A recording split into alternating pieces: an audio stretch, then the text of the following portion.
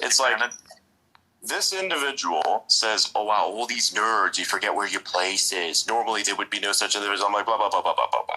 You don't understand what social Darwinism is, and you don't understand that this is where things will always go. Have you never heard about the meek shall inherit the earth? Yeah. It's literally written into books. It's like carved into the side of fucking time itself. It is what I like to call the prophetic perfect tense, which of course someone like that wouldn't understand because you did have to think about these things intellectually. But you look at patterns in time and you realize, oh wow, this is how things usually go.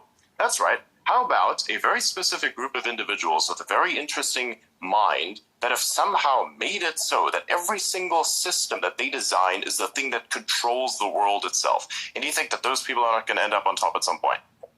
It's a natural progression of things, and it's a good thing.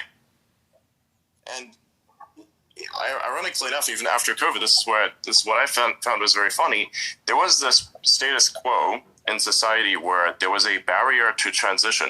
COVID, for me, I think, was a great transitional movement in which many people who were resistant to join the internet and accept the new status quo didn't have a choice because you had to join the internet and you had to fit in with that somehow, just like people before had to fit in with the physical world.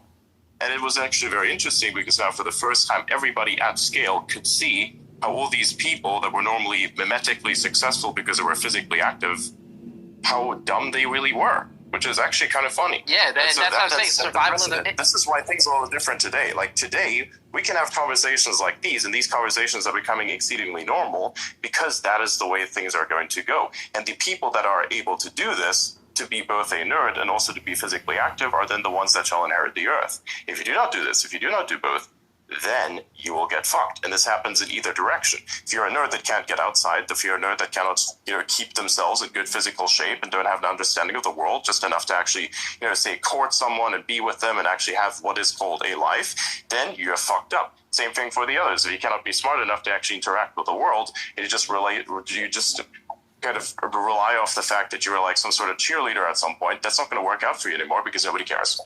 You do OnlyFans, right? And you can exploit those nerds. That's the other paradigm, right? But that which will inherit the earth is that what has it together. Adrian. It's a very strange thing. It doesn't make any sense at the moment, but it's going to make a lot more sense. It makes perfect sense. In about 5 years. It makes perfect sense because that's exactly how, I'll be honest, that's exactly how it was. Bro, do you know how many times, like, during high school and all that shit, like, bro, I got bullied so much for being a nerd. And on the other side of it right now, bro, if I could